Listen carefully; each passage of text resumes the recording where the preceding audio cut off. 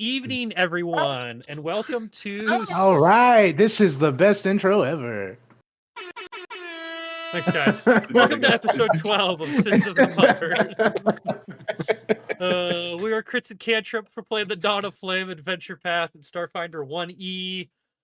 I'm joined tonight by Brendan, Dylan, Hello. Dalton, and Justin. We are going to be finishing up book 1 this evening, I hope, unless things go off the books. I think this should be the end of book 1, which I don't know if I told you guys what the name of book 1 is, but it's Fire Starters. So we're going to be wrapping up Fire Starters tonight, hopefully. But how's everybody doing this evening? We already had a little pre-show banter, chewing on barley. We talked about some video games. We talked about all sorts of stuff. So is everyone doing good, though? Doing okay? Yes, sir. Yes. Excited for a Monday game. Yeah, it's Monday. Oh, yeah. This is we're not playing Pathfinder 1E tonight. Sorry, all you Pathfinder 1E stands that only come to watch Serpent Skull. We will not be exploring an underground Serpent City tonight. There will be no vampire fights. Sorry. Or will there? Fortunately, I'm out then. Yeah, that's fair. I will say at one point I had some Irish themed battles for you guys that were going to happen, but we didn't get to play that game. But you were going to fight a Leprechaun and Conor McGregor, so it was going to be pretty crazy. But this time we will not be doing that. But to start us off with a little bit of pre-show or pre-episode bant, I had a question, and about halfway through that sentence, I lost it. Let me gather my thoughts for a moment and see if I can find it. That's why you're supposed to write your shit down, Austin. Yeah, do you know this thing? It's called a pen and Was it paper. about Spider-Man? No, it wasn't about Spider-Man. Was it about Spider-Woman? Is it about Madam Web? Spider-Woman. No, it was definitely not about Madam Web. We did see... Yeah, we could go with that. Like, that works. We did go see... I think I mentioned this last episode. We went and saw Death of the Unicorn last week or the week before with Paul Rudd and Jenna Ortega, which was a wild movie. I don't know if I would recommend. I would recommend it if you could see it for free, like we do with A-List.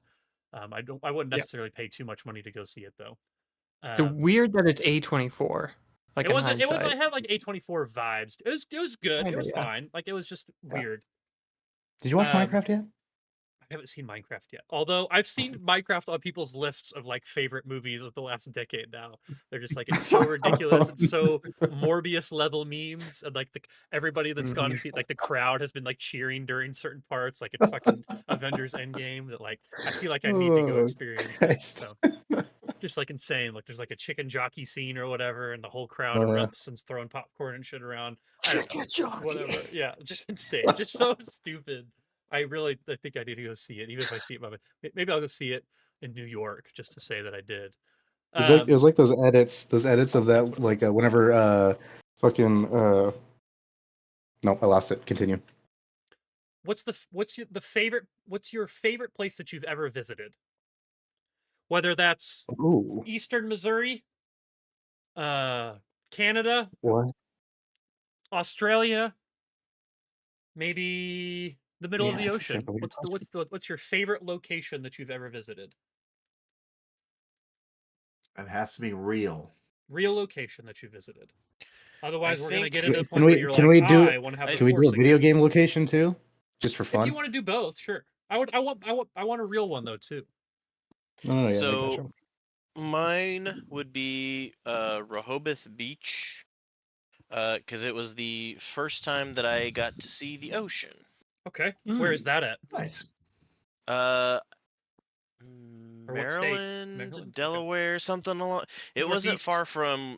Yeah, it wasn't far from Washington D.C. because I went to go see a friend up there, and that was one of the things we did was took me to the beach so I could see the ocean for the first time.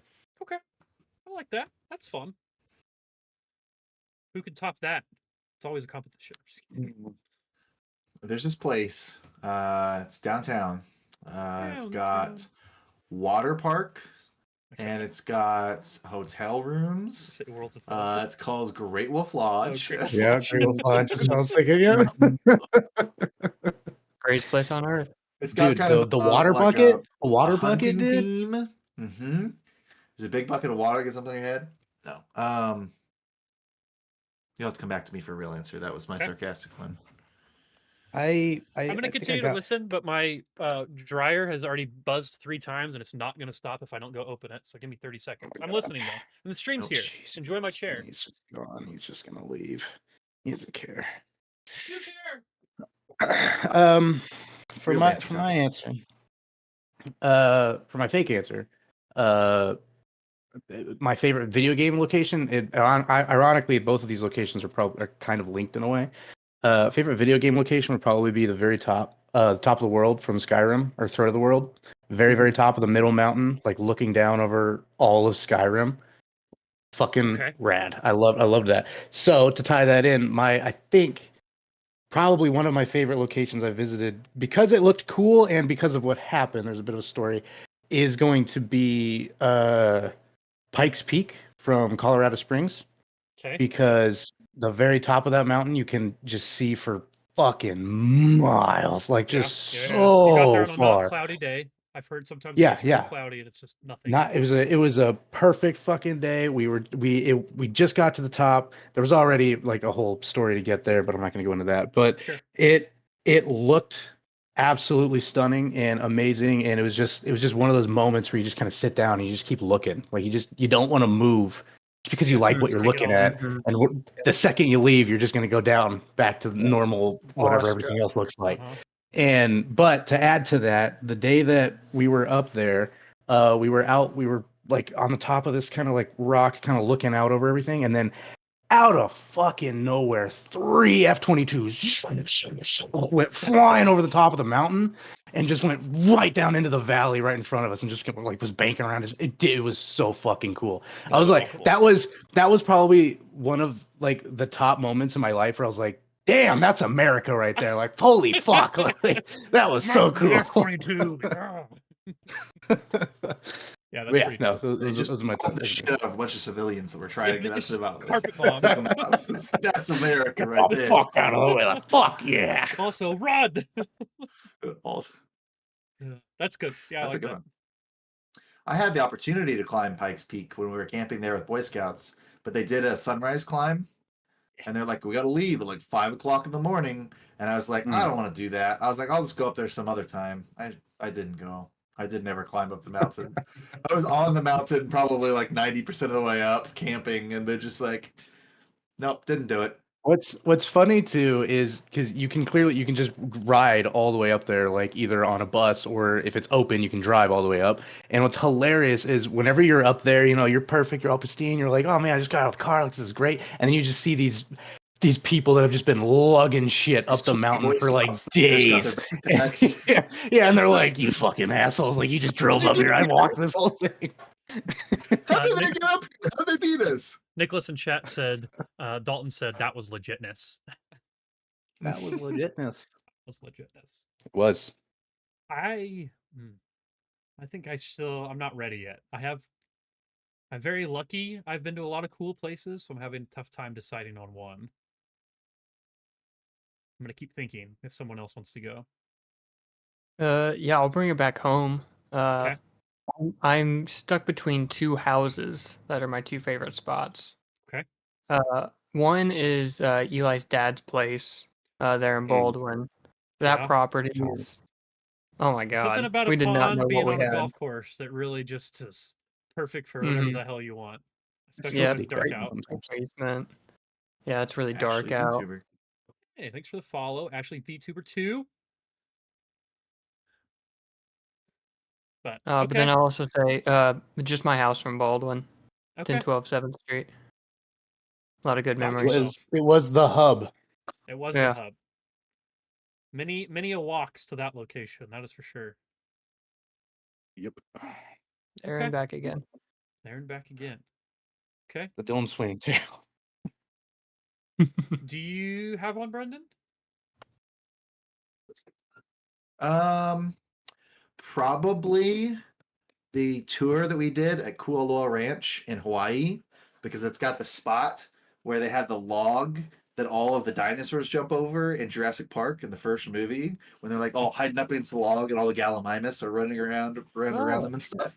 Yeah, and it's like they've got that log just sitting there, and they're just like, you can take a picture with it if you want. And I'm just like, oh, I want to take some pictures with it. They've got like dinosaur skulls and stuff there too, like bones, and it's just like, but they're like props, so you can just like pick them up and like take pictures with them and stuff. And that was pretty dope. Like iconic movie locations, definitely like a good one. Like if you really like a apparently the doors are somewhere in California, I think. Like the big Jurassic Park gate with the Jeeps and stuff. But we got to do like a whole tour on a bus, and they've got like a prop Jeep set up there, and then you drive through. And there was like a whole thing that you walk through too, that like shows you every movie that's ever been filmed on the island, and they've got like movie posters and like shit put up for it too. That's so lots of cool stuff from that. Yeah. So that was pretty cool. I think I'm stuck between two. I'm going to go with, when you said sunrise hike, I did a sunrise hike in Peru up a mountain, and I don't remember the name of it. I don't think it was like a big deal mountain or anything like that. It's just where we were staying. We did a sunrise hike, but it's like the highest altitude I've ever been. It was crazy high, and that was super, super, super cool. Actually, excuse me, it was a sunset hike. We did a sunrise hike as well, but the one I'm thinking of in particular was a sunset hike. So that was awesome to be in Peru, and then like also Machu Picchu in the area too. So that all added to that. But then the other one I would say is the Cliffs of Moher in Ireland. That was really cool. It wasn't like the greatest social position in my life, but like I would go back there in a second. Like it was so cool. What was going on, Austin? Oh, just you want to dive into that? Don't forget. Let me fill you in on some of that when the episode is over. Be happy to tell that story again. It was so fucking funny. But yeah. So I think Cliffs of Moher or sunset hike in Peru up a mountain that I could go to my Google Maps and find the geolocation and figure out the name of it, but it was like a no-name mountain not necessarily. So, but yeah, that's I think Ireland and Peru. But okay, cool. Well, I think it's time to play some Starfinder. Does anyone want to give a brief recap of what happened just a few days ago? We just played last Wednesday, so it hasn't even been that long. What, 5 days now? So someone want to give a recap of what we did last time? I'll pull up the map here so we can talk about it a little bit. Are we gonna popcorn what we did? Yeah. All right, so we're gonna start then. Okay. Start the popcorn. I think that's a yep. So last time at the very beginning, we started by chasing down this lady that was trying to survive and just hold on to whatever life she had left. True. And she led us down, or she led us to this like trapped hallway area that I recognized as a trap hallway and got no recognition. The Hall of Truth, in case you were curious. Yeah, no credit. Of Truth. Actually insane. Yep. And so we dispatched of that lady without killing her because we're heroes. Heroes never die. Yep, and heroes never die. Yep. And so we're going to keep being heroes. Yeah, the moment she dies... Yeah, that comes later. Spoiler alert. Yeah. Yeah, I'm going to popcorn to maybe Brendan. Yeah. Nice. Oh, you forgot the first part of the episode, which was Austin had a new module for this game, so we had to hear about it. He's got musics and clouds and stuff like that. So yeah. I don't know. I didn't count that as gameplay. Brendan has it in his notes. I did say we non-lethaled that bitch, so we knocked her out. And then I think we had a short rest, and then we entered the hallway of truth. Something happened kind of in between that too. Oh yeah, we heard the animal noises. Yeah, the animal. We were conflicted of which door we should go through. We still haven't checked that out, so we still have no idea what animal noises were happening. Correct. Right? Yeah, you guys did not go south. You went east. Some sort of wildebeest. It's fine. And then I also put down ambush because we got ambush. Yeah. That's all I have. If somebody else has more detail that they want to shed on those very important facts. The hallway, if we failed, we were forced to tell the truth. That's true. And you guys learned some truth. And we learned that Sonny stole the cookie. It's true. Sure. And Dalton asks Hyperion for something, some piece of information. What was it? What did he say? Your there it is. Direct motive. Directive motive. Directive motive. What's your directive motive? You were just so excited that you couldn't. I was. I had the moment to finally have a real answer. No lies. Our shorts or our TikTok or our Instagram or just the whole episode. But that is featured in those this last week. Hyperion's Truth. So if you and then I deep grilled 2 people. I burned them alive, including that bitch that we took non-lethally. You did. Yep, you guys fought. Well, that was after we had a new prisoner. That was after the other guy had, or it was just before. No, I think he surrendered afterwards. Yeah, I don't know. I didn't care about another prisoner. I was just focused on shredding her. You were fighting the melee girl. Along with the threat. Let me pull up a picture of her again. They did have some pretty cool art. Yeah, so this is the person that you guys killed. Green Lantern. Force field armor. Yeah, and then this is the person that you guys captured. And I'm going to jump in here for a second because it's totally you guys that didn't notice it and not me. When you guys get to this person and you're like actually get up next to them, you recognize this individual. What? This is the person who was on the broadcast that started the entire insurrection and everything that's going on. That surrendered to us? This guy right here? The guy that surrendered to you, yes. This guy that was 1 round away from dying, yeah, he has surrendered to you. But he we don't know anything about what's going on, right? We don't know what motivations are or anything. It's literally just like these guys took over. Yeah, they're just like. I mean, there's always been high tension in Asana Town. You know that there's always been like high tension for a while now, at least, because there's been this psychic resonance that's always been like afflicting anyone with like telepathic abilities, which is like most people in Asana Town. So tensions were always kind of high. I think I kind of attribute it to, they say they have studies out there that are just people that live closer to the equator are just more often upset and like angry because they're just hot all the time. And so can you be hot if you're adapted to a fiery environment? Yeah. Well, that's not they're constantly being like psychically assaulted. And then when the whole ship thing happened and the whale and the crashing of the portal and all of that like really amplified it. And so that really put everyone on the edge. So it's these people took advantage of that and had kind of planned this takeover of the city for whatever reason. Maybe that is part of what you can ask this person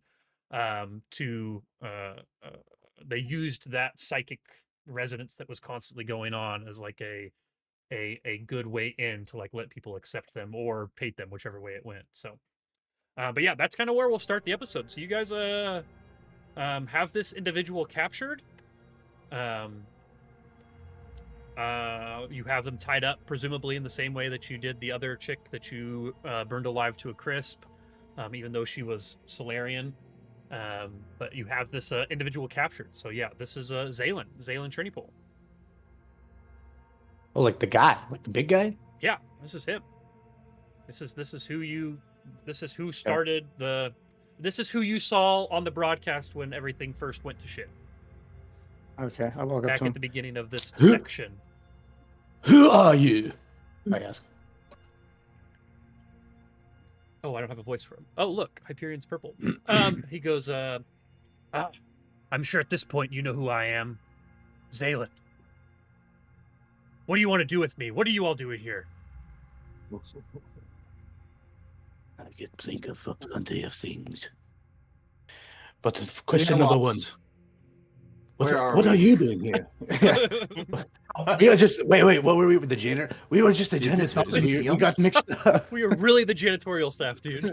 Seriously, I don't understand. Very heavily armed janitorial staff. I will let you go. Just tell me what I need to clean and help with these damn Zevins. What was the initial joke when we were trying to get past that like space gateway into the Sond or whatever, the checkpoint? What was the original joke? What were we talking about? Was it just that we like we were gonna like hang up on them and like call them back or something? Oh, we were trying to get through the portal initially? Yeah. God, I don't remember what it was. Things just kept happening, and we kept having to pause and deal with that. Dalton didn't know what you were doing. You're like, put him on. He's I didn't know. I just got here. I don't know what's going on. It's funny. I'm trying to scroll back up in the notes because that was one of our. That's the funniest moment I feel like so far. That was pretty funny, but that's all right. Yeah, I mean, I don't even remember. Why did we want? We needed the counselors are in this room too. Going? Yeah, don't we're here to forget. rescue the counselors. Yeah. Yep. But why did we want to do behind that? the I don't wall. remember why. Because they were You trying need to set up a new government, and in order to do that, they needed to take control of the government, the people that were in charge. Yeah, correct. That's as far as you understand why these people are doing what they're doing. The reason you're trying to stop it is that Nib and Therese, who are Therese is the one that brought you here, and Nib is the ex. Nib works for the Deep. I always forget the name. Deep something institute. The DCI. Deep Space. Is it Deep Space Institute or Deep? DCI. Deep Culture. Deep Cultures Institute. Yeah, it's the Deep Cultures Institute, and that you need to get the information that you have on the crashing of the portal and the fire whale and that ship to the Deep Cultures Institute, because they think they need that information to try to help figure out what's going on, because the psychic resonance is still happening. And so in order to do that, you needed to be able to leave this Asana town and restore some order to the all of the neighboring bubbling cities.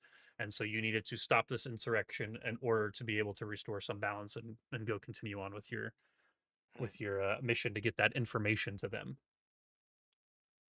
Yeah, so the reason why we're saving this whole culture and civilization is because it's inconvenient for us. Yeah, that's what I thought. Yeah, you need things open again. Where's the Deep Culture Institute at? Is it out in space? No, it's on the sun as well. It's in But like it's just in a different bubble. bubble. Yeah, it's just like in a different bubble. area, but yeah, everything is locked down. Think.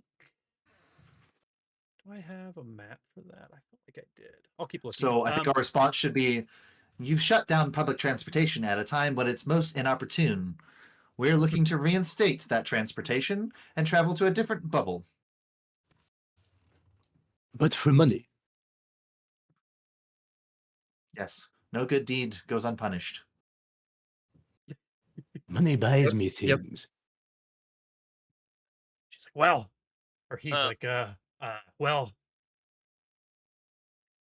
can't believe that you got involved with us. We were just trying to fix this city. There's too much corruption here. And he points to all of the counselors that are sitting there. And behind the wall. While you're kind of having this conversation, they're up here, like to the north. Like while you guys are having this conversation, it's pretty obvious, like why he's talking and you're talking back to him, that like some of the counselors don't disagree with the needing to close up the borders and like kind of get rid of some people and leave some people there. It definitely seems like there's maybe not anyone like totally agrees with them, because obviously they're like handcuffed and that sort of thing, but there's a few of them that don't seem completely upset with how things have gone. But yeah, definitely feel like you can ask questions. What kind of corruption do you mean? He means he goes all the non-Lashuntas that are living here. He's like, I was trying to create a. I was just gonna say, in the meantime, Ace will be checking on the hostages for injuries and stuff like that. But go ahead. I was just letting you know why I was coming over here. The only reason that I didn't make my way up higher in this damn Horizon house is because of all these non-Lashuntas that were getting in the way. Look how easy it is to be racist. I was gonna say, did you submit a claim to HR? No, I didn't. I reached out to. So your first thought was to stage an insurrection, which you are clearly not prepared for. Oh. I mean, we're just like 4 random people from the streets. They just came 4 in. Janitors. 4 underemployed janitors who just came in. Wait, weren't they janitors? And what's the? Oh my gosh, what's the movie with the math equation where the janitor solves it? Isn't it? Good Will Hunting. Yeah. Yep. Yep. That's fun. See, we just Good Will Hunting this bitch. Yeah, well, wicked smart. Wicked smart. He kind of explains that he always felt that he. I don't have the best words to put this in, but he always kind of felt that he deserved fame and glory, but wasn't able to ever achieve those goals because of all of the non-Lashuntas that lived here. But he does go. He says, he's like, that's why I hired those useless people. And he kind of points to the person's charred like corpse up there. He's like, the Sunrise or the Brass Dragons were supposed to be a military force that was unmatched, that was going to help me take over, but clearly you get what you paid for. Quick question. Should we push him into the tunnel of truth real quick just to make sure he's telling the truth? Oh, I like that. Not a bad Like, idea. Whatever you want. If you hear what he just said, though, so you pull him in and then just push him back and then pull him in and just test it. Fail it, damn it! Fail it. That's true. He'll but roll one while eventually. you guys are moving him, and I can start moving him along if you're going to carry him up this way. Yeah. Justin, give me what's your profession? No. Give me a profession roll. Profession mercenary, right? Yeah. You hearing him say that phrase, "You get what you paid for," and like kind of pointing over, like that rings something for you. Let me get the check on Were that. they discount mercenaries? I don't see profession in my skills. I thought you had. It's probably at the very bottom. Let me look at your Hephaestus. Oh yeah, there it is. Yeah. Never mind. It might be part of your background too. If you look at the background section. Yeah, and I think I had something for that. Let me. Yeah, because you've rolled this before. Because like you Yeah. remember your contacts would have known of the Brass Dragons, but didn't really know anything about them necessarily. Mm-hmm. But now that he said that, you're kind of thinking about the Brass Dragons again. See if anything else kind of comes to mind.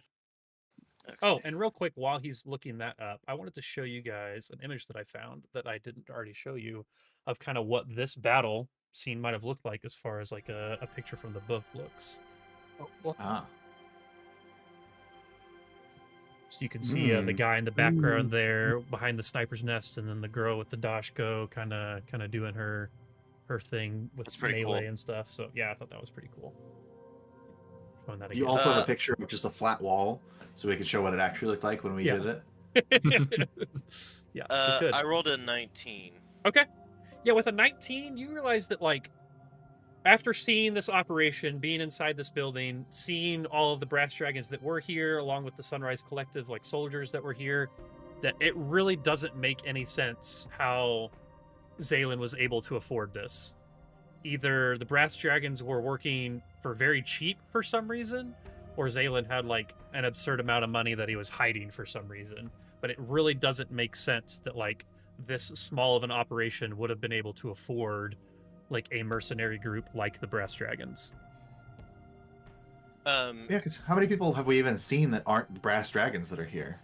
Right. Like we go back and count like the Lashunta, but there's been like a handful of people at most, right? There's been like 5 or 6 people. Yeah. Yep. And they hired a mercenary collective. Yeah. An intergalactic mercenary collective to stage a coup on one bubble world of the sun. Yeah. So you said that some of the counselors in here. Yep. Do you want me to push him in, by the way? I can push him into the hallway. Sure. Let me get him in there. Before you do that, Justin, let me roll this check. Yeah. For him. Go for it. Ooh, it's fair.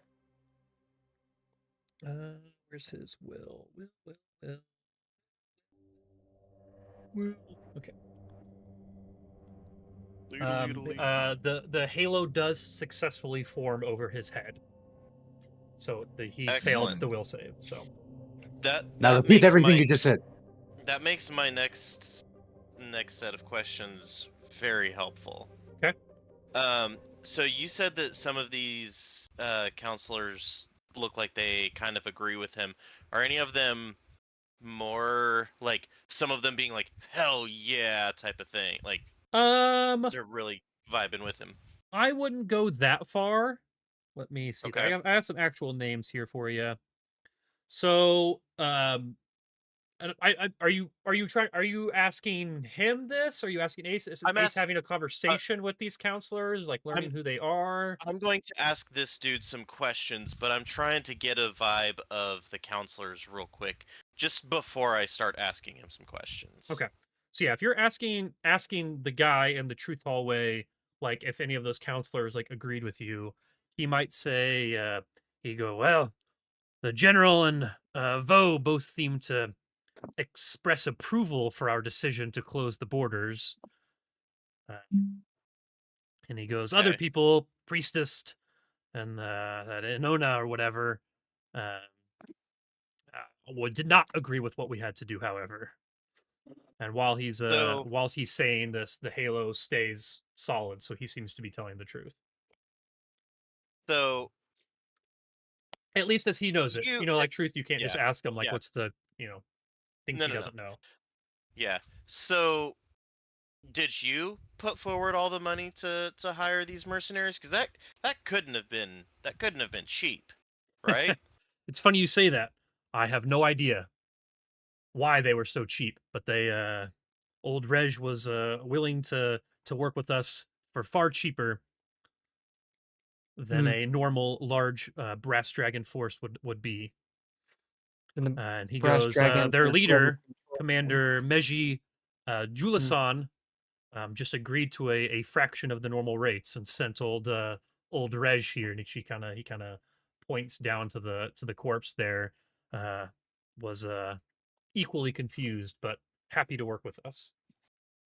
So, are you friend? What was this is Justin asking. What was the dude leader's name? Yeah, so the mercenaries leader is Commander Meji. Meji Jalasan. It's Meiji. Meji, Commander Meji. And this is Ace asking. So were you and Meji good buddies back in the day? How do you know him? If you need to find a leader of a mercenary group, you can. It's not difficult. But who put you in contact with them? You had to have known someone. I just reached out to them. It wasn't hard. They almost seemed like they were waiting for us. Like they knew something was going to happen and they were waiting for my call.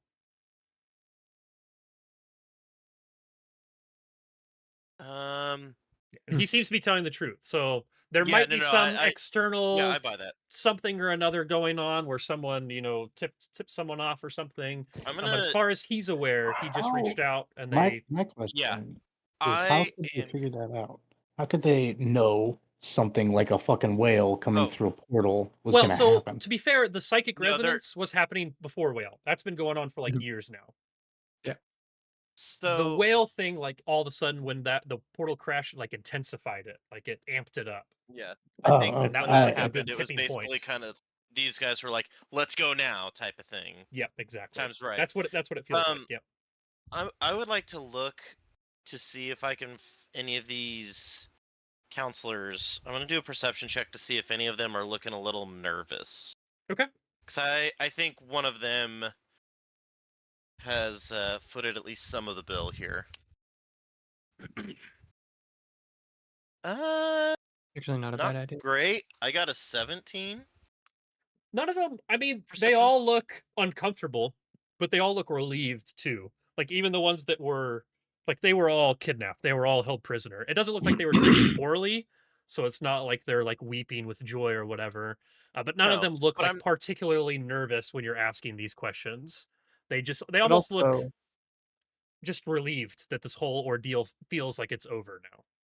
You would have to kidnap all of the politicians, even if some of them were on the up and up, Because even like the hardliners among these like people seem happy that you all like successfully like ended this coup. Sure. And I will say successfully. However, when you're sitting here questioning him in the hallway, you still hear movement to the south. Yeah. Yeah, we're not quite done yet. No. Who's in the room to the south? He goes and it almost looks like he wants to lie, but realizes that he can't. He goes, "Oh, don't get quiet now." He goes, Chamus, and his squawks are down there. And potentially a few more of those Sunrise boys.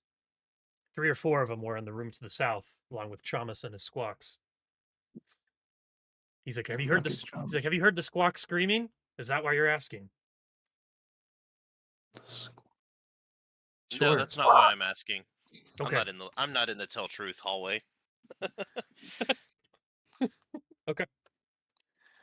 I still think one of these counselors may sure they can be relieved that it's over, but I still think one of these counselors may be at least partially. Yeah, so I will let you know the names of these politicians too. So there's a populist named Lenona Norvahar. That's a female Karasha. The others include Lihao Chorus, a male Karasha. Vorik Vo Tanase, which is a male Karasha. Clayar Namaskal, a female Damaya. Ibaya Enye, a male Karasha. Maran Josh, a male and a male Damaya. In case you guys are curious, they're all Ashunta. Yeah. Okay. They all have antennas. I want to bring up something that I think your communicate telepathically. Most of the people in the city can communicate telepathically, and that's why this psychic resonance is such a problem. Like, if any of you guys to talk to us, no. You said they're like tied up and like any other. Like, they weren't. It doesn't look like they were mistreated at all. It just looked like they were They weren't even gagged. They were just bound. Like they weren't allowed to leave. But it doesn't look like they were like beaten or almost killed or anything. Like overall, Zaylan appears to have treated them fairly well, but just had them locked up more or less. I know, but I'm surprised. Like, we bust in here, take these guys down, and none of them are like, "Come help us, get us out of here." They're just like all standing up against that wall. It took 50 seconds. I know, but now we're standing here talking to these guys, right? Well, and Ace you said he went up and undid the I want to do shackles some and stuff, right? stuff. Didn't you, Ace? I thought you said you went up and like helped save them or whatever, yeah, while they were talking. Am I misremembering that? Sorry, say that again. You like went up and like started like freeing the politicians, yeah? I wasn't freeing them, but I was checking for injuries and like if anyone needed immediate medical attention type thing. Yeah. Like, well, yeah. If Justin knows they're okay, but he's still gonna go and Ace is still gonna go and check on it. And in that case, when you guys are having a conversation, they don't even use telepathy. They're like, "Hey, can you get us out of this crap?" Like they're asking you to undo the stuff on them. What we do? Hold on, I got some stuff I want to throw in here. I'm kind of thinking that we should probably clear the rooms before we deal with prisoners. Yeah. I wasn't gonna mess with it. Was just gonna do the anyone in immediate danger. No, okay, let's clear it out, and then we can let these guys go because this is a more secure area. So I will point out too something that I think your character will remember, but maybe you guys aren't. Hyperion, you still have that data pad too. With the like biometric locks. Yeah. And I tried to hack it, and I couldn't. Yep, that's the one.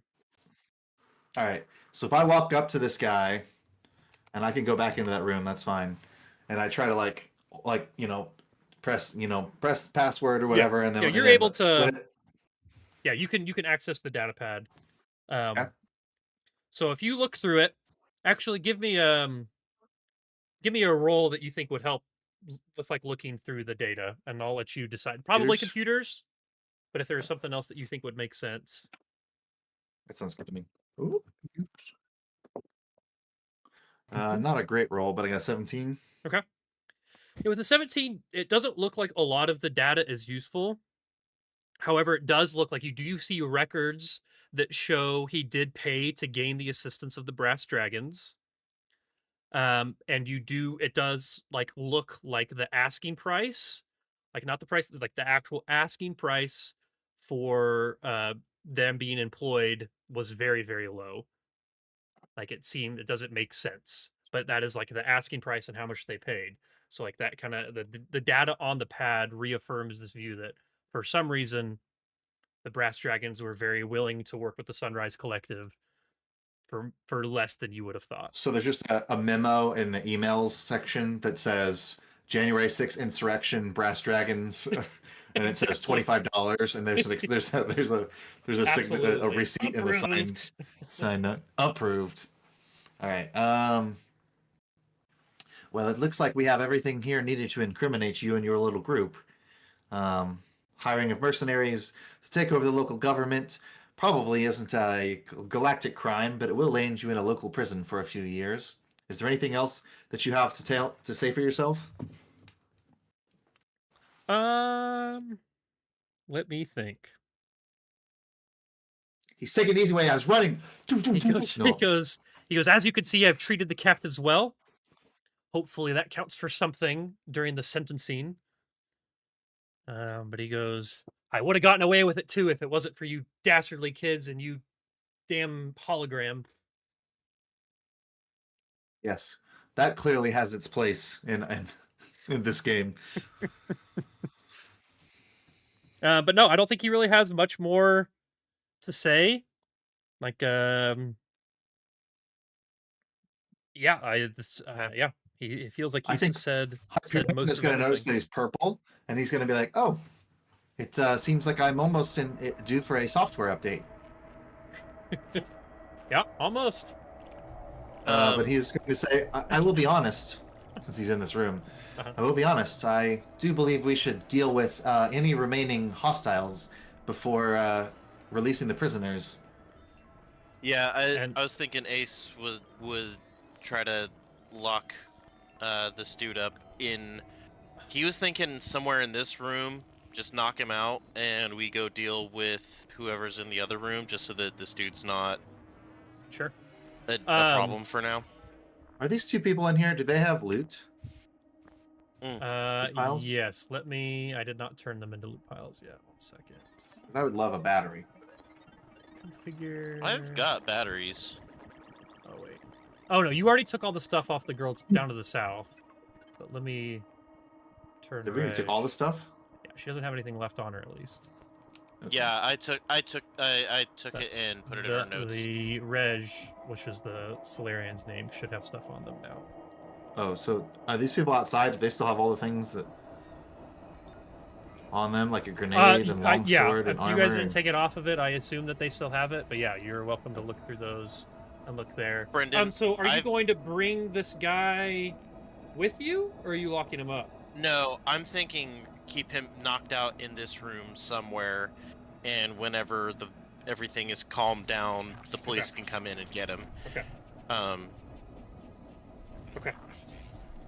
Either in this room or in this room. I don't particularly Yeah, I mean, you can take him wherever. I mean, he's more or less given up. He doesn't seem to... he's not healthy enough to fight back at the moment, so... Yeah. But yeah, Hyperion, if you need a battery, I've got a battery. I have one.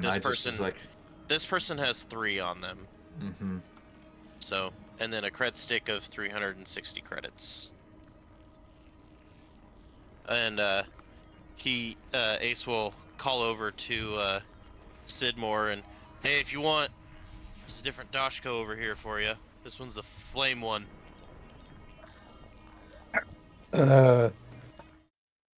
During all of this, Sidmore's kind of been out of it a little bit. The second that this man said that these people were corrupt, that's kind of been hitting him a little different. So he's a little put back. But he hasn't, like you guys have asked seconds. him, he doesn't have any specific examples other than like the generic claim that all politicians are corrupt. So you don't necessarily have to believe him in that regard. It is definitely what he thinks, but there's not necessarily any actual evidence that he can provide of any sort of corruption. I know, it's just we're right next to a tunnel of truth, and they're all tied up. All right, prisoners, come this way. Okay, 1, 2, 3, 4. Okay, they've all got the ALOs. Who skimmed off of last week's poker game? Cred stick is 90 a piece, by the way. Okay, do we want to split that up then? Just 90 a piece for the cred stick? Nice. Okay. Nice. It's nice. I will take a battery or 2 from this person. Does everybody who needs batteries have one? I've got one. I've got one, and I don't. I've got weapons for it, but I don't. That was use them actively. A clip I pulled from last week's episode too. You're like, I'm all out of batteries. Dalton's like, do you just have to fight him now? Wizard is melee. Okay, well, I will grab 2 of these batteries. That will leave 1 more. Go for it.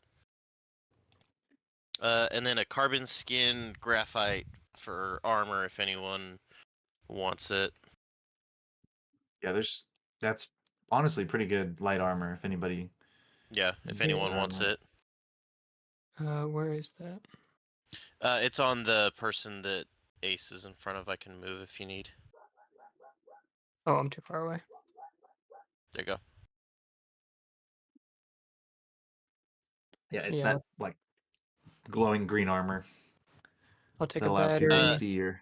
I think that the glowing green armor on her is actually supposed to be, that's for like, she had Solarian armor.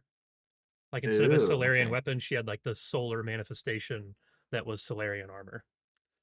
Why did she have carbon skin? Has Sidmore snapped I out think of the his Solarian armor just funk? gives you like a +1 bonus, I think is what it ends up being. So yeah, it only lasts for like a couple seconds. Like he like registered, you said something, and he like was still kind of focused on them, just kind of staring at them, like just thinking. Ace was gonna come and give you a couple smacks across the face if you had stopped responding. No, yeah. There's just a couple seconds. Yes, I will take that. Thank you. I think that requires a battery. If you want, there's an extra. There's still one battery. Yeah, you guys can all get to that, right? Okay.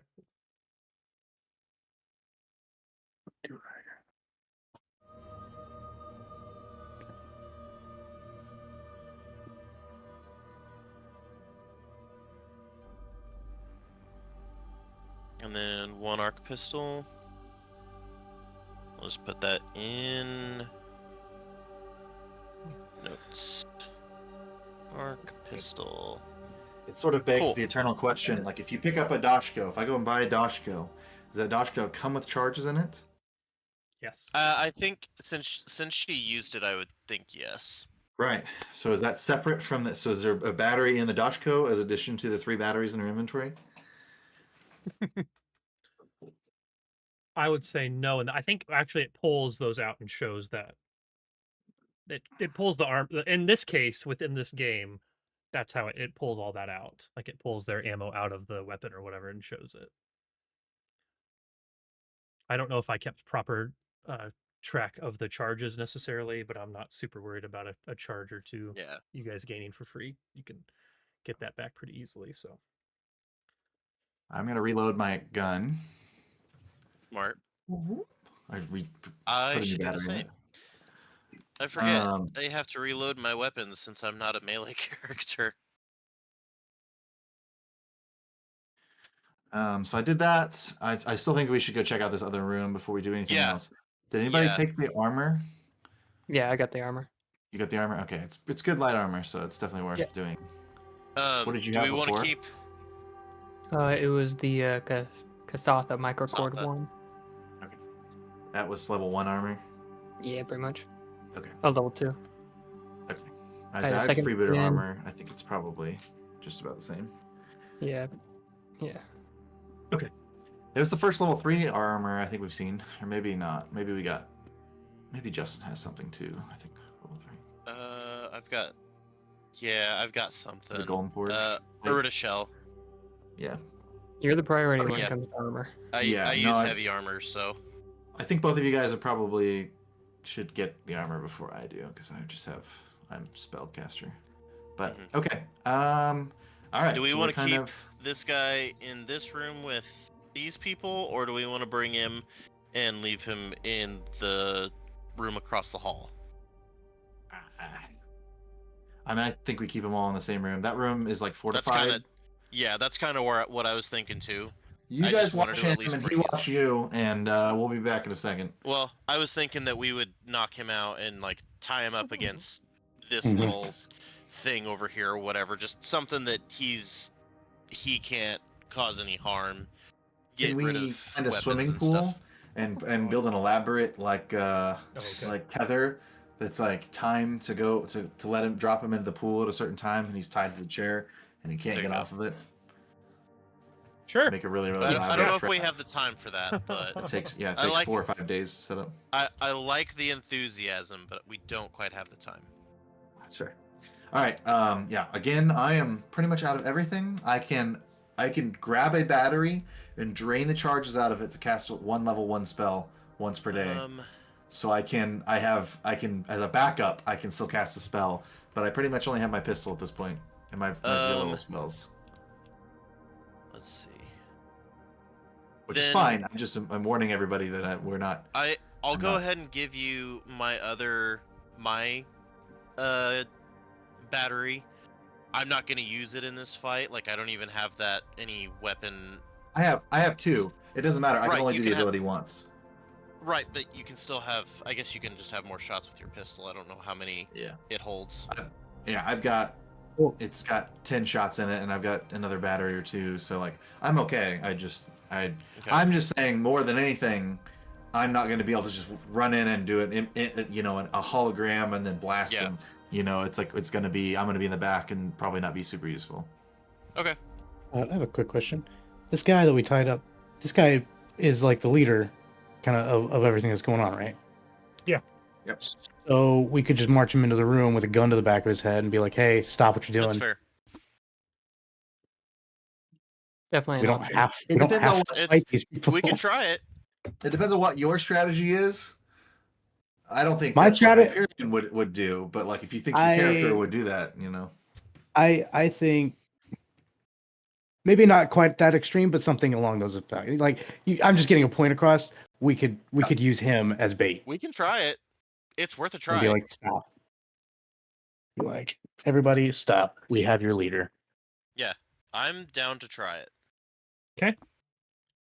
But just we're done with information out of this guy, right? Because if he gets shot in the face because they don't give a shit. I mean, you could, not to play the players, you guys could ask him if he thinks that would work too in the truth room. I mean, you did have him in there where you know that he had to. Do you think it would work if we held you hostage and you tell them to stand down? He goes, "Who are you talking about?" The people who are in the room to the south. Larry, Curly, and Thomas. Are there soldiers? Yes. Yeah, probably. If I can't say for certain, but I don't think they're willing to die for this. We've lost. We can try it. Sure. Let's do it. Let's just push him through the door. I'll do some diplomacy. We'll call it a day. I think Hyperion will point out that the legal definition for kidnapping is quite broad and can involve simply forcing someone to move a little bit against their will is kidnapping. They're like, I would not like to spend another 70 years mining cryptocurrency for the government. That's very true. All right, so you guys push him in. Let me know when you want to open up this door. We're not going through this one, by the door that I'm by? I thought that one was locked. This one right here is barred. There's you can't get through that one. Yeah, there's like a barricade there. Let's go through the other one then. I'll be like right behind this guy, and I'll have everyone put themselves on the map wherever they want to be. To his back. Pistol out. I'm right next to him. Sonny's pistol out, aimed at him. Not pedestal. Pedestal. Sonny's just out there making speeches. I think I've got my gun out, but I think I have a battery in the other hand because I'm just aware that Wait. Can we have a battery out? Can we get Sonny to blast in some tunes to some speakers? There's got to be an aux cord somewhere. Absolutely, yeah. Just in case. It's we play Panic at the Disco before we run through the door. Play the brown note for him. They walk out and we walk out and they just shit themselves. He starts playing a song called Soul Knife. Is this it? This is Soul Knife. Because it's one of those cool new modules he's got. If Arcane Velocity would be better. Let's try it instead. Or Cyberpunk War. God damn it. Sorry, stream. It is. There you go. Cyberpunk War is cooler. Alright, you open the door? Okay. Kicking the door, and I immediately start talking to him, saying, "We have your leader." Okay, you don't see anyone immediately. What you do I'm still gonna keep talking. Is this creature down here? God. Oh no! It's a Squawks. This is what the furry shoot looks it. Like. He's got an energy drink. He's got a bang. It kind of looks like me. Let me get. So you guys logo. see this creature here, and it looks like that's probably what's been making all of the noise. And when it sees you guys, it just starts squawking loudly, but it doesn't run at you or anything necessarily. And then it kind of starts moving up and to like the right, so you guys can It's come in just the a- room if you want. Hyperion missed the context here, and he'll just be like, Chamoy, you have to surrender. We have your leader. He'll start talking to this creature like he thinks it's the leader that we were talking about. The guy that we're talking. So it's not attacking us, though. It's not attacking you. Not immediately, but it squawked like really loud and then started moving to the northern part of the room. Use the common tongue. We If cannot you guys understand step you. in, though, I'll give you a description of the room. You can't see much right now, but if you step in, I will give the actual flavor text for the room. Yeah, I'll step in. Okay, I'll do it. Step forward. And I moved the guy with me, too. Okay. So before you say anything else, pause. So it says, the ceiling of this vast chamber is an artistic model of a solar system, with the sun and the planets hanging like chandeliers from the ceiling on thin cables of a clear substance. Where a southeastern corner would be is an inwardly curving wall with windows overlooking an orrery sculpture on the grounds outside, which you guys saw before. Several tall tables for standing are scattered throughout the room, but only one plush armchair is here. The room has 4 doors, including a double door atop a short case to the north. Its access blocked by rows of cots. All right. So you don't see anyone else from your view, Sidmore. But if this thing continues to kind of move to the north here. I would ask the dude, I say, where is everybody? You said there were soldiers here. And he kind of leans his head There's around the another door, corner. right? What's that? There's another door, right? Yeah. I can see a door. Yeah, there's one Yeah. over here. Yeah. But so the guy kind of leans around the corner and he just looks at you and he points up to the north. And he goes, looks like they're over there. He's like, do you want me to say something? No, leave it to me. Okay. Then I push him around the corner with me, so I move here and he's in front of me. Okay, 1 second. Let me start revealing some stuff to you. So you see to the north behind the rubble what looks like 3 soldiers and then a man who you assume is Chamas, because that's the name that he kept bringing up, standing to the north. He looks like a Chamas. And he looks like he's about to... He yells... He yells... As soon as he comes around the corner, he goes, Zaylin! What happened? Are you captured? And he looks like he's got his hand to his head, almost like he's about to do some Professor X shit to you. And I have my gun to his side, Zaylen's side, kind of like not to his head, just like kind of in his back. And I put my hand up, and I go, hold on. We want to end this without bloodshed. We have caught you. You are done. Your leader is ours, and he has admitted defeat. Admit your defeat now, and we will let you live. And I'm going to roll a diplomacy. Diplomacy check. Okay. I am a bomb. We're not doing the bomb again. It's a callback. Is that going to be our version of get help? Yeah, get help. Yeah. I'm a bomb. I am a period. bomb. Just default to that every time.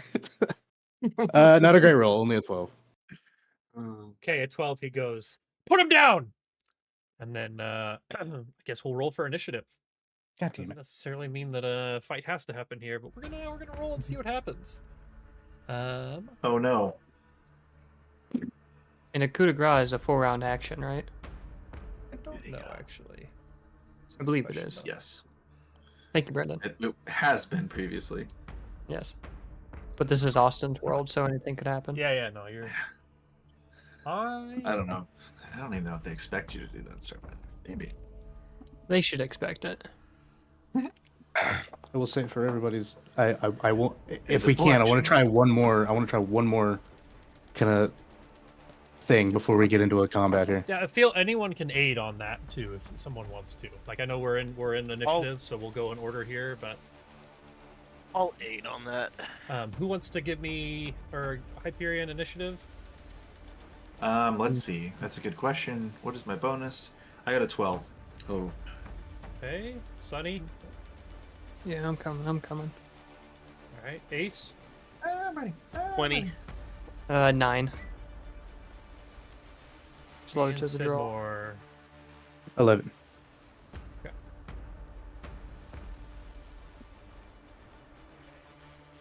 I heard that twice for some reason. I need aid. Hey, Alex, Sarah's back. All right, so the first person that's going to go is actually a guy up north, and he just kind of looks like he's aiming at you, but he's not quite willing to shoot at you yet because he sees that you have Zaylin like within your line of sight or whatever. So it's gonna be Ace's turn now. Make ready, your turn comes. I think I turned that on for the stream this time too, so I think the stream should be able to, or is also getting the combat sound things. Maybe. I didn't hear it on mine, but I'll mess with it later. Yeah, it's not a big deal. Yeah. I will also try to do. Let's see. Diplomacy is a +2. Yeah, I'm gonna try and do a. You could diplomacy, or I would also say with like the gun in this guy's back, like there's an opportunity there for an intimidate check as well. Oh yeah, I was gonna go intimidate. Okay. Well known as a intimidate check. I'm better on that. Yeah, so let me know what you get and what you say. All right. Or what you do, even. I got a 16 total on this.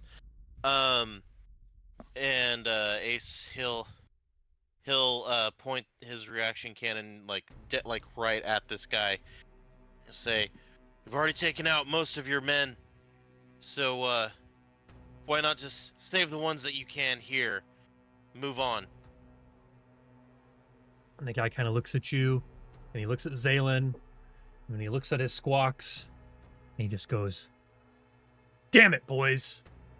I think we're done." And he throws his weapon on the ground, and the rest of the soldiers do too. Then I shoot Zaylin in the back. No, I'm just kidding. Okay. It appears that the rest of these guys give up. Does anyone else want to do anything? But these guys look like they've given up. We can stay in initiative if anyone else wants to do anything combat related. But it does appear that a majority of these guys have, I mean, not a majority, all of these guys have given up. The squawks looks like it's ready to come back and sit with Tramas. Oh, I can't take. Damn it. Okay. I'm still gonna keep this Yahoo at gunpoint. I'm not gonna absolutely necessarily worry. These guys can go. This is the dude who. Yeah, Zaylin. Yeah. That I'm wanting to turn over. Okay. Mm-hmm. Yeah, we're keeping him. Yeah, the second everybody's just like, okay, well, I guess we're done in. Sidmore is gonna be because he was very, very serious demeanor, and he's gonna completely flip. And okay, boys, I think we did it. And he puts his gun away, and then he starts to kind of look around the room a little bit. Ace will kind of pat Sidmore on the shoulder. Good job, old boy. Did it. You guys should have enough material on you, just generic stuff, to be able to tie these guys up if you want to. But I will say, just shortly after you guys resolve this conflict peacefully, you feel stronger, maybe like you're third level now. Nice. Do any of these guys leave any loot, or I'm not gonna force them to, but if they throw it down and leave it, then I would say the collective drop their guns, right? Yeah, the collective soldiers all drop a hunting rifle with 6 rounds of long arm sniper apiece. And the other main guy drops a pulse caster pistol and a battle glove cestus. Cestus? Yeah. Nice. And I what's think in the store? actually give me 1 second. I want to make sure I get this right. Development creatures. Actually, while you guys are in this room too, now that the combat's kind of ended, anyone who wants to give me a culture or a physical science check as you guys are kind of looking around the room. Oh, I could do physical science. 2 Yeah, physical science. I'm not trained in culture, so I can't do that. Okay. Also not trained in physical science, so makes it easy. 28. Or no, 29. Nice. Yeah, I got 26 physical science. Well, So, I haven't upgraded my stuff yet with the new level, but I'd say this happens simultaneously. Either way, you guys pass. So you're kind of looking around. Like I mentioned earlier, like, and you saw when you first came in that there's like a solar system that it's showing here. But you realize that the ceiling is actually depicting the pack worlds, but it shows Galarian instead of Absalom Station. And the Iodari is missing. And Eox appears healthy. And 2 unknown planets have replaced the diaspora. And so you guys are looking at this and realize that this sculpture depicts the packed worlds as they were like a millennia ago, long before the gap. Oh, that's cool. That's cool. And remember, this whole Horizon House was just kind of here on this bubble when people first discovered it. Like they don't even know. Like this is like old ancient stuff here. So yeah, but this the ceiling here kind of depicts the packed worlds pre-gap, which is pretty cool. That is pretty cool. That's dope. Yep. There's Can I check and see what's in the other room? Yeah. So if you open up this door. Oh my god. Let me. What is that? Give you is this where the some swimming other pool was? flavor text. So this was a cafeteria. Okay. Is what it appears to have been. Yeah, so the florid ceiling of this wide room appeared to be transparent, dimly revealing seas of roiling flame and plasma beyond, as if this chamber were somehow floating within the sun itself. Doors stud the white walls on all sides of the room, while small round tables and plastic chairs have been heaped together into a long pile in the center of the room. So it almost looks like they built up this center to be like a barricade. Like if anyone was to come from like this door down here, they would have been barricaded in. I think we open the door and Hyperion like looks down like directly into the core of the sun, and you just see like you know his holographic face, but you see the fires of the sun like reflected in his eyes a little bit, and he's just like, oh. Yeah. There's a moment that passes there, and then he's just like shakes his head, and he's just like, all right, back to it. Nice. I would say when you get to this room, you start to hear, and maybe even start to see, because you could see outside through here, like you almost start to see like a crowd gathering, like news reporters. Oh no. We have to get out of here. People have noticed and like heard the chaos. And like that looks like people are starting to come because they know that something has happened here. Okay. Actually, Brendan, I'm sorry. When you look down at the floor, give me a mysticism check or physical science. How you see the future of the galaxy? Yeah, physical science or mysticism. All right. If it's physical science, it's a 27. Okay. You realize that it's all an illusion. Like it's a realistic, if softer view of solar conditions, but it isn't real. Like you're not actually looking at the core of the planets. So there's that moment of pure chaos on his face, and then it fades, and he goes like, "Ah, this is just fake."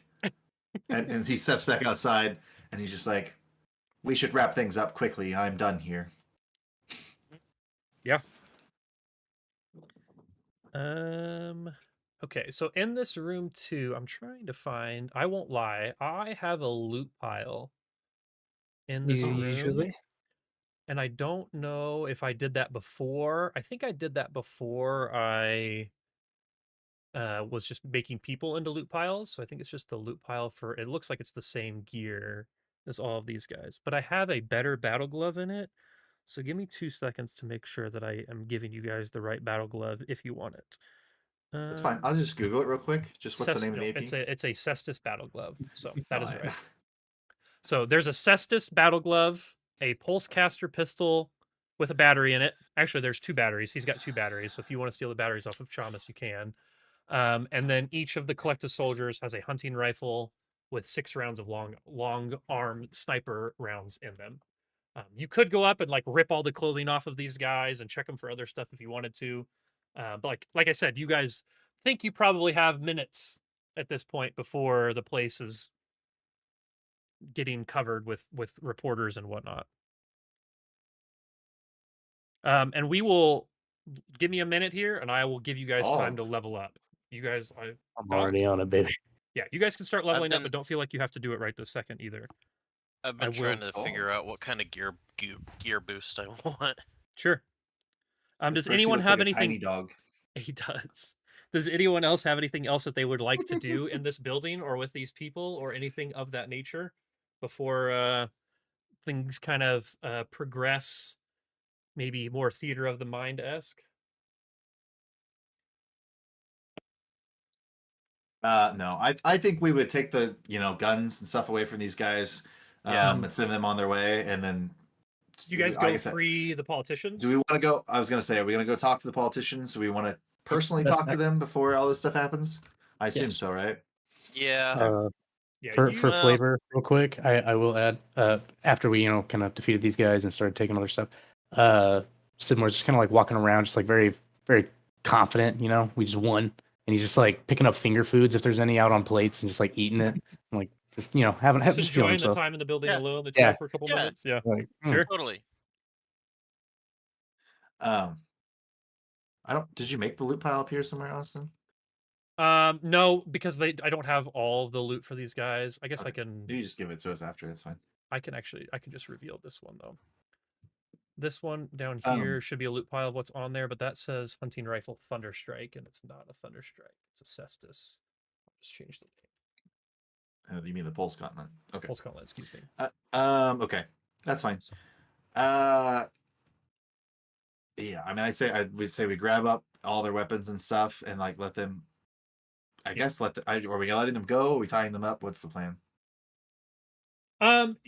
You guys decide what you want to do here, but you also can tell with the reporters there's like actual police coming too that will probably take care of what's mostly going on. The last real Sarah is yelling in the chat, tie them up, tie them up, tie them up. There you go. I will say, like, the last big decision in this room probably is how you want to treat these politicians. You want to, free them and walk out with them? Do you want to leave them tied up and just walk out? Like, what's the... I'm thinking untie them and then sneak out the back. I don't particularly want to deal... I mean, if you guys are cool with it, then cool. That's what I'll do. I don't particularly want to be in the limelight. If that is the case, I'll just hang back and be in the back of the group. Yeah, I mean, I know my character, and we all sort of came in on a prison transport. Mm-hmm. I assume that none of us have any reasons to want to be on national news.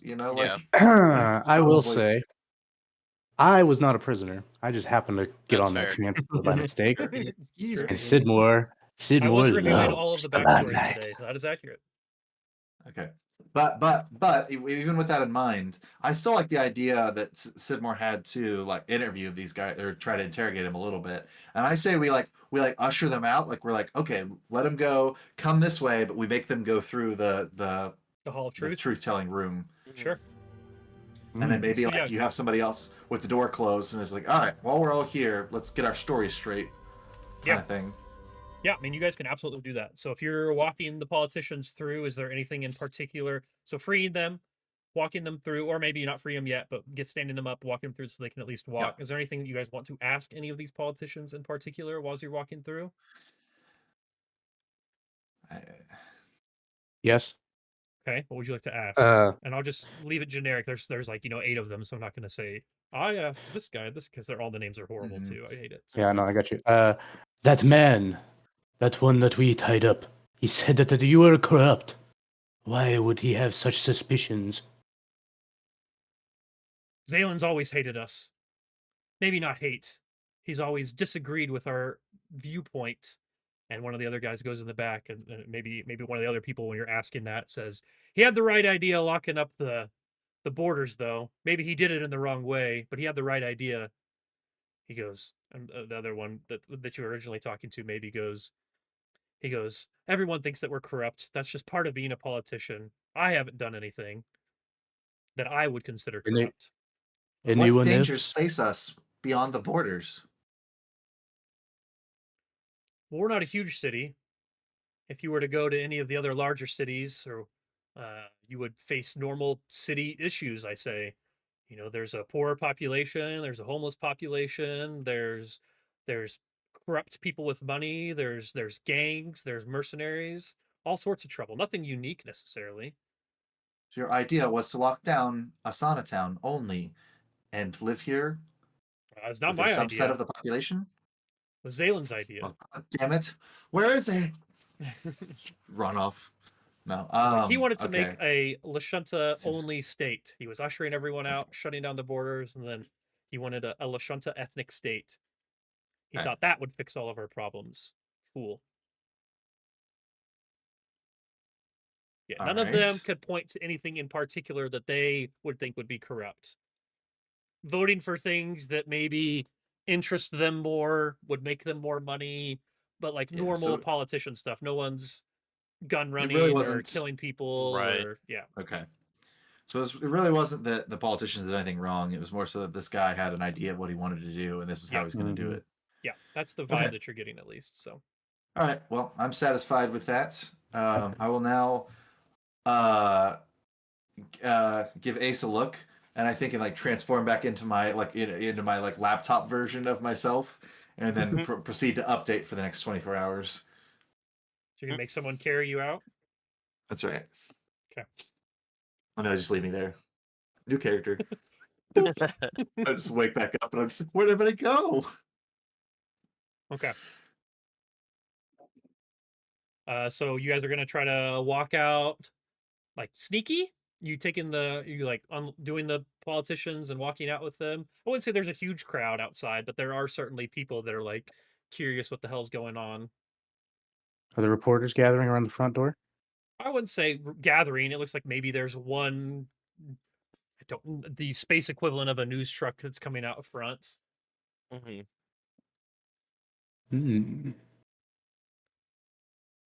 mean, Ace will do whatever, but he doesn't necessarily particularly want to be. I'll say, what if we do this? What if you guys sneak out the back and then I go out the front and then be like a distraction, being like, "Hey, we did it! Look over here." So I will say the only other door that you guys have found that leads to outside is all the way over here, out the museum entrance, and that just goes. There's city streets along the side. So I mean, you could certainly try to. There's got to be an open window somewhere, right?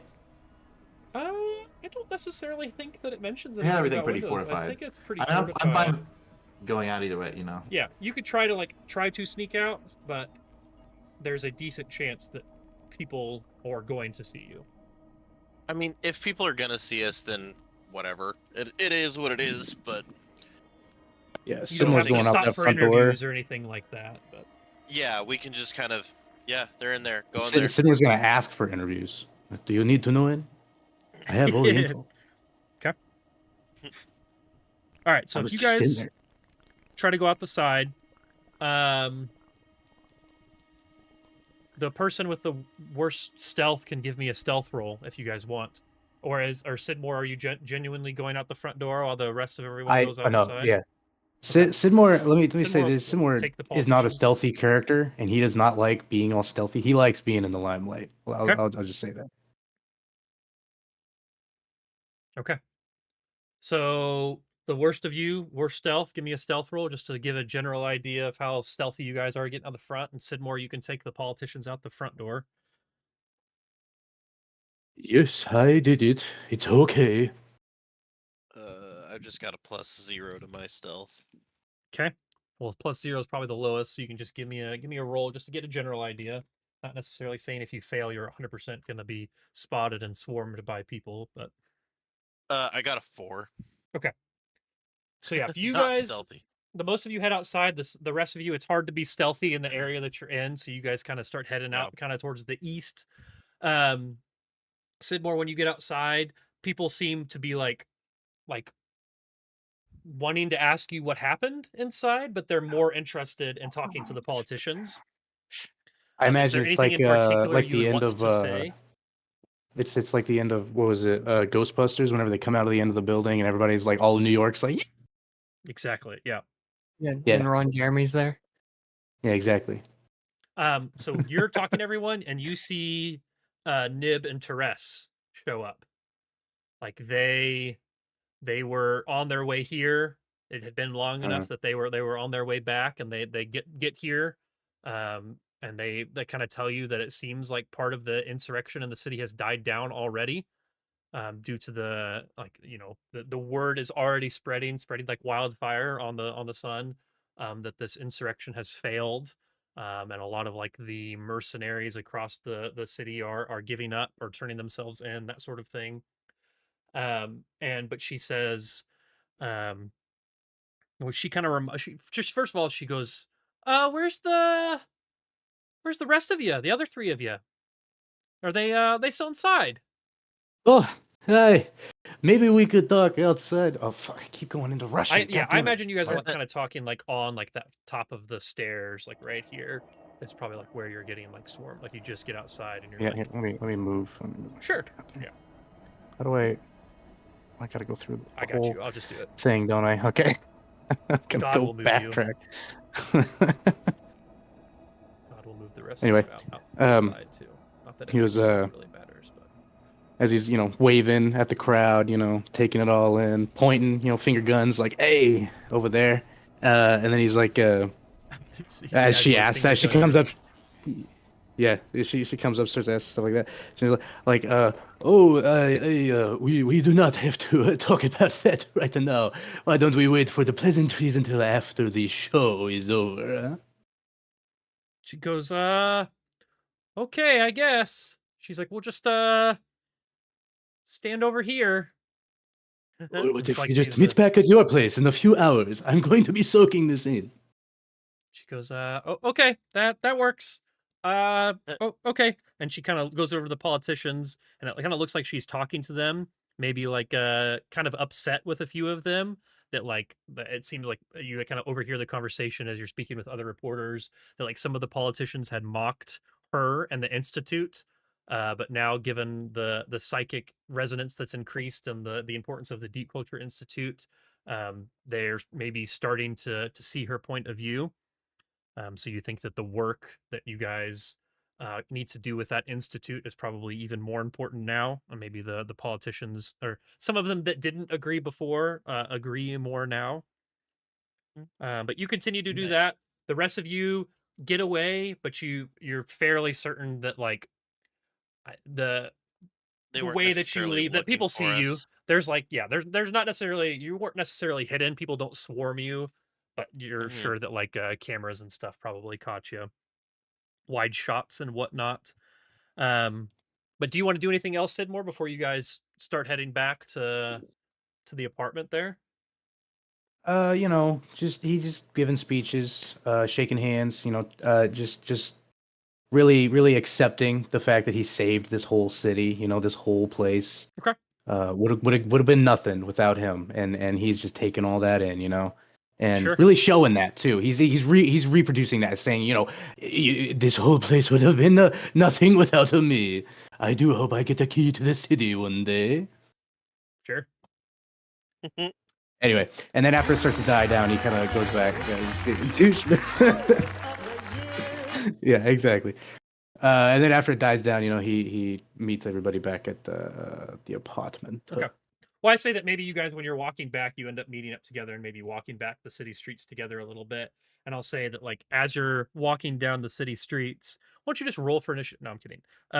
You guys are walking down the streets, and you catch like on a TV screen, maybe it's there's a couple different monitors or whatever going on, and you catch like a news flash, like kind of talking about the city and everything that it's gone through recently. So you see like a bold red banner flash across the TV that says "Crisis in Asana Town resolved," and then the screen cuts to like one of the anchors that you saw there, with like a hollow display of the Horizon House, like kind of as like an infographic to her side.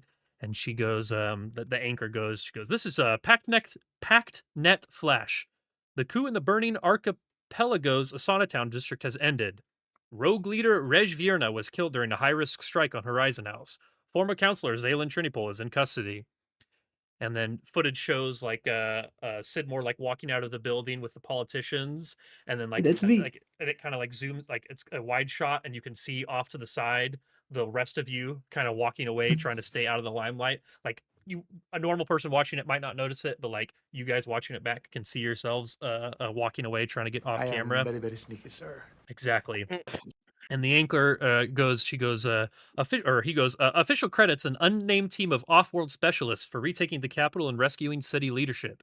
Their involvement has drawn interest from the Deep Culture Institute, who issued a statement inviting them to assist in an ongoing investigation into recent psychic anomalies. And then the final shot is just like that DCI logo, and then like a flicker of static as it ends. But you guys then continue back to Nib and Teresa's house. And they Nib basically and Teresa are very happy to see you guys, very excited. They don't look like they're arguing right now, but they just reiterate the importance. They're like, we really need to leave here now and get to the Deep Culture Institute. They're like, the local police and the local government will be able to take care of Teresa. Why are we pronouncing Teresa that way? It's not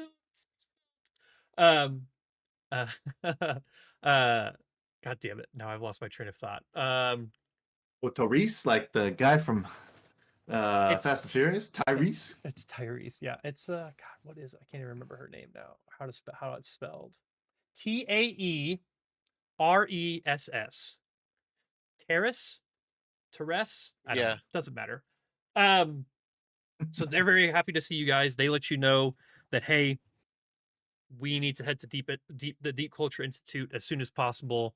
So let's prepare for that journey, and we will head that way. But I want to take a second now as we kind of wrap up the end of that adventure to talk about level ups. Does anyone want to kind of walk through some of the things that they've been looking at or what they've gotten?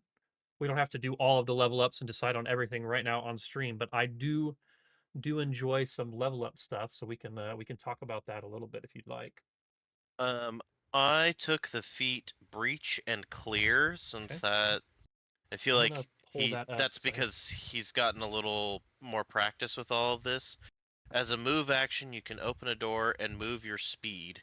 This counts as moving your speed, and you can open the door before or after your movement. That's At 5th level, you can open the door during your movement. So move action, you can open the door.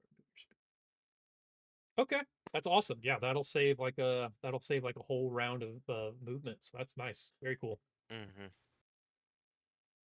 Anything else you want to talk about? I have your character sheet pulled up now, so I can walk through anything that you might have. Yeah. If you want, or if there's something you don't want me to show, that's fine too. You're good.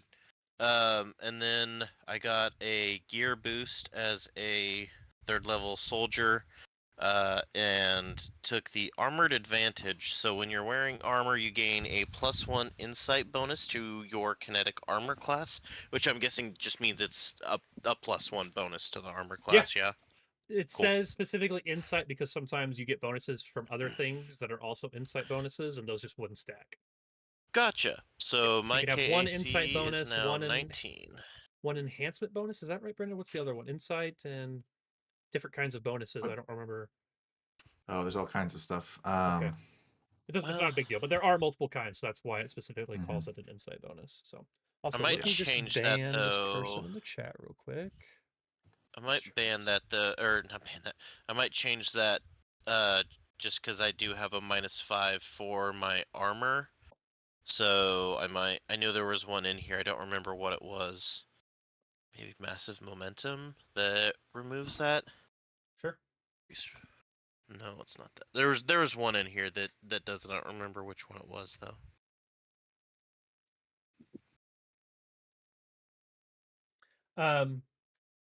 Who else? Anyone else want to share any upgrades here? Any that really torn on mine. There's a crazy one called Unionist, a crazy feat called Unionist, which gives me a +2 bonus on all attempts to do harrying fire or covering fire, which are the two things I was talking about. Like might be decent.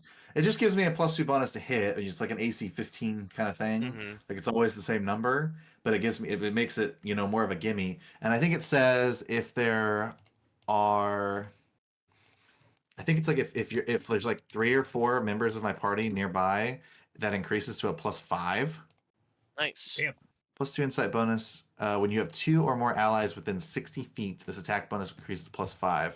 Damn. So it basically makes it 60 a feet's DC pretty 10 instead of a DC 15 to do harrying fire, covering fire, which just in turn I think gives you a +1 or +2 to hit, or a +1 or +2 to Yeah, harrying it's fire. it's not great. It would either give them a -2 on their attack rolls or give us a +2 on ours, kind of thing. Mm-hmm. Harrying fire. So You can use your standard action to make a ranged attack that distracts a foe. Make an attack. Yeah, AC 15. If you hit, you deal no damage. But the next ally to attack that foe gains a +2 circumstance bonus to her or his next attack roll, as long as that attack occurs before your next turn. Oh. So it's like So it's a really way for like, you to give them a +2. it's decent if I have nothing else I can do that's helpful. You know, Yeah, but if which I it's a if good I stand a option. chance of shooting and hitting, you know, like it's like if their AC is really high and I'm gonna miss no matter what, like it might as well be doing this. Yeah. But like Because it's set DC. I also could just do weapon focus and get better at shooting with my own weapon. Yeah. Do you get any Technomancer stuff, more spells and anything like that? I got one more first level spell. Okay. Do you want to share what that is, or you want to keep it a Spell secret? progression is super slow in this game. I don't even remember what I picked. Oh, right now I have tentatively selected supercharged weapon, which allows me to add 4d6 damage to a single target attack of an ally. So I could basically like walk up to someone else's gun and be like, "Nah, I think you should hit this next one," and supercharge it. Ugris had that. Did he ever use it? Mm-hmm. I don't remember him using that. Yeah. Yeah, he used it. Oh, Okay. yeah. I figured out the gear boost. Okay. Nimble Juggernaut, so I no longer have a speed penalty for my armor. Oh, nice. That's cool. Sunny or Ramdis or Sidmore? Anything you guys would like to share? Anything cool you get at level 3? I'm still I'm just looking through feats. There's fucking many.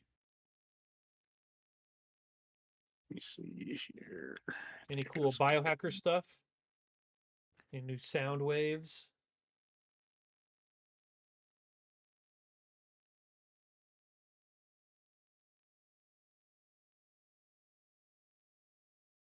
Okay, I'm looking at this one feat.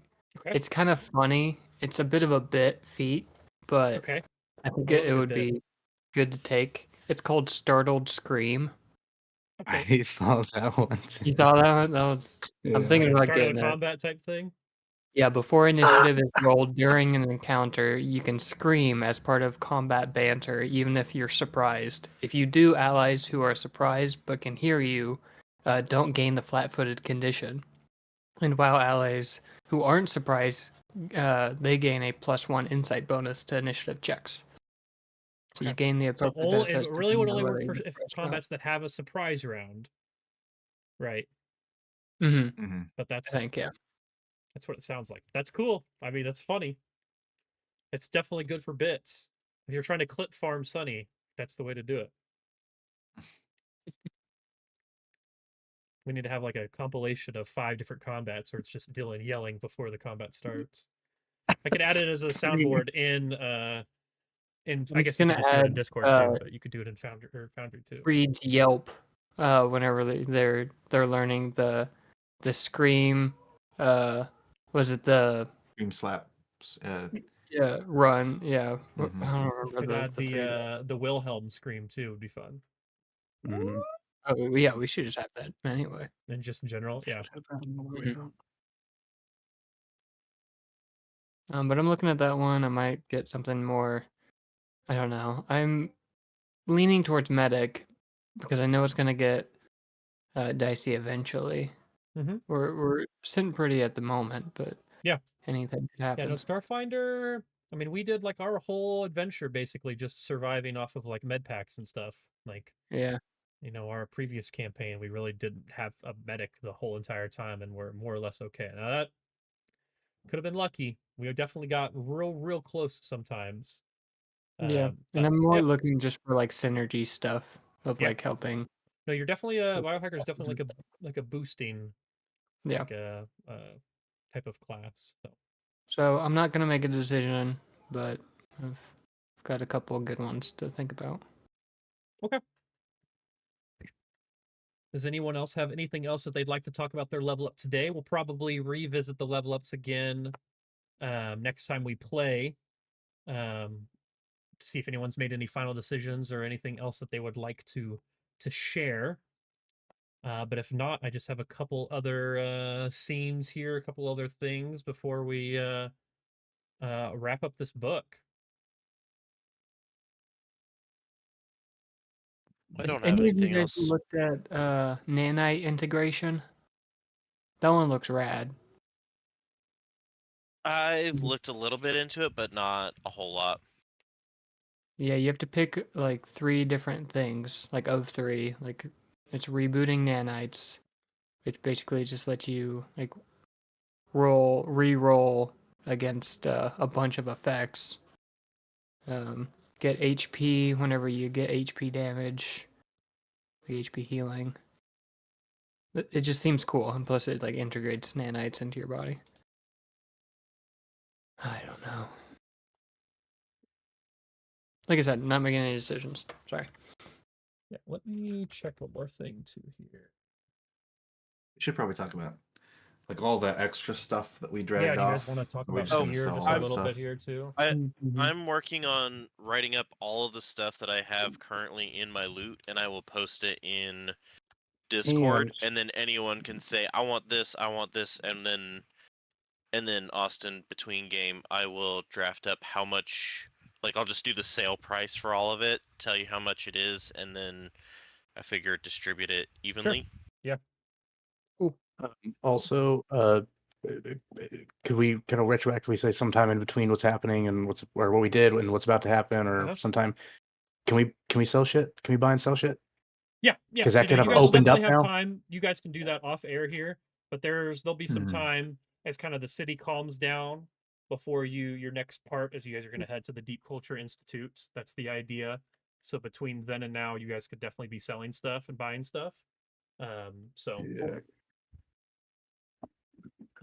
I am trying to double check here.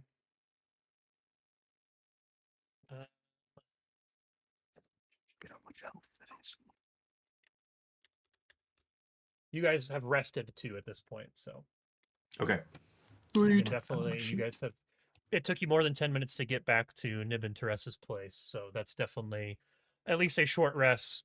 You guys can mark yourselves as a long rest too. Nothing else is going to happen today, so you all should be at full basically. Cool. I'm trying to double check.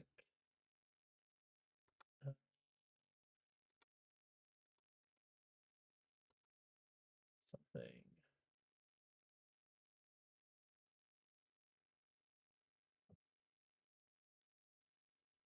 Okay, I just did the whole list of current loot I currently have.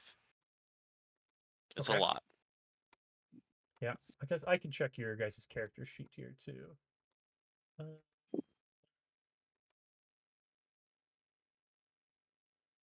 Okay, that's what I thought. Teresa also rewards you guys with 500 credits.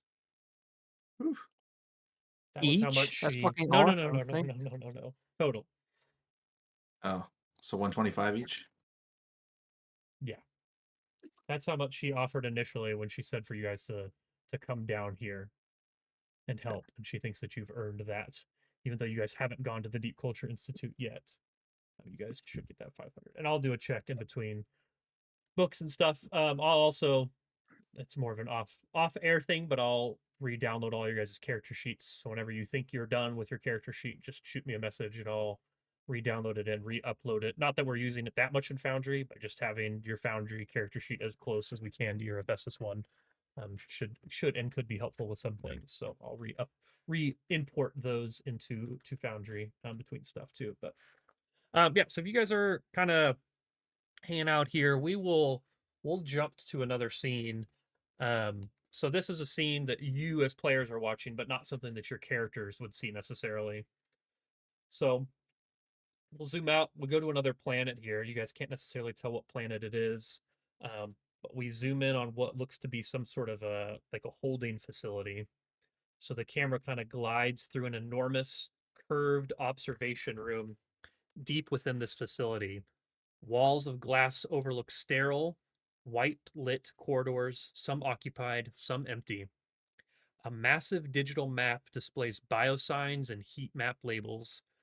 Heat maps labeled archived, active, and most ominously, reacquired pending. A figure stands at the window, her back straight, hands folded behind her. Her silhouette is framed by the cold geometry of the space. The hum of power systems murmur like a heartbeat. A security aide enters, tense, his voice tight. He goes, "Ma'am, we have confirmation. Subject 122, Sidmore or Ramdis, whoever he is, was seen at that Horizon house, and he's with them." And the woman doesn't turn. Her voice is calm, sharp as a scalpel. And she says, "After 70 years, he shows up with that crew? Of course he does." She kind of steps towards a central console and brings up footage of a recent broadcast where we see Sidmore talking to the cameras, and out to the side, we see the three of you exiting. The camera stops frame and zooms in on everyone's face. And she goes to herself. She says, "They were never supposed to find each other." Then another window opens up on her screen, the computer screen, and it looks like it says it's a secure EdgeCorp channel.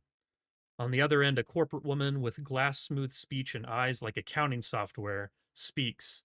She says, "Well, I assume you saw that." She goes, "I didn't just see it, felt it." And she goes, "Ace still thinks he's a savior. Hyperion still believes the massacre was his fault, and Ramdis lives." And she goes, "And all of them are back in play." And they kind of share a silence. It's not necessarily tension, it's more like calculation, familiar, mechanical. The lady on the screen goes, "Well, then let's begin phase 2. Memory containment has failed. Use the old protocols." And the lady agrees. She goes, well, she says, "Agreed. I'll contact Nat." And the screen splits to focus on Hyperion's face flickering slightly under the digital compression. And the lady turns back to her desk, and the camera kind of pans to a brass nameplate resting at the base of her monitor. It says Sidri Morton, Warden, Complex 7, Prisoner 153, reassigned. And she stares at the screen, at these ghosts resurrected, and she says, "This time, I bear you all properly." What? What? No. A lot of stuff just happened. We might have to re-listen to that. Yeah. We cut to another scene. We're in low orbit.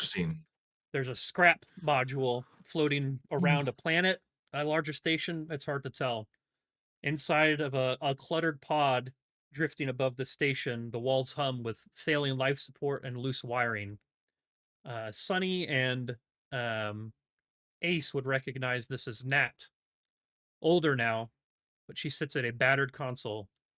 A Skittermander, but 3 arms only, fiddling with a glowing synth keyboard, the missing 4th arm replaced by a half-finished cybernetic socket. A half-played tune loops in glitchy cycles. She's not focused on it. A cracked monitor replays the same broadcast. Her eyes lock onto Sunny, then Ace. The song stops. Nat sighs, leans back, and lights a small gas burner under a kettle, and then her comm beeps, an encrypted line blinking red. She hesitates, then answers, the same woman on the computer screen. She goes, "It's time." Nat doesn't respond. And she goes, "Your old friend, your old captain, that fox and that AI, they're all back." She kind of stares at this paused screen. Or she looks up at her computer screen where her background is a younger Ace in clean armor and a younger version of her, along with the rest of their crew. And the lady on the screen goes, "You can still fix this. You know what happens if they remember." And Nat slowly shuts the monitor off, the reflection of her own face staring back from the black screen. she finally answers. She says, "Send me the coordinates." Then she flicks the burner off, picks up her blaster, looks tired with a deep sigh, and says, "Some ghosts just don't stay dead." The fuck? And that's how What we will fuck? end book 1. That's all I have for you guys. Just horrible. Just a horrible way to end it. Thank you. Just all of the sounds played again. But nope, I think that's all I have for you guys tonight. We will catch up here in a couple of weeks, hopefully, for the first episode of book 2. But yeah, until then, stream, we will catch you later. Bye-bye.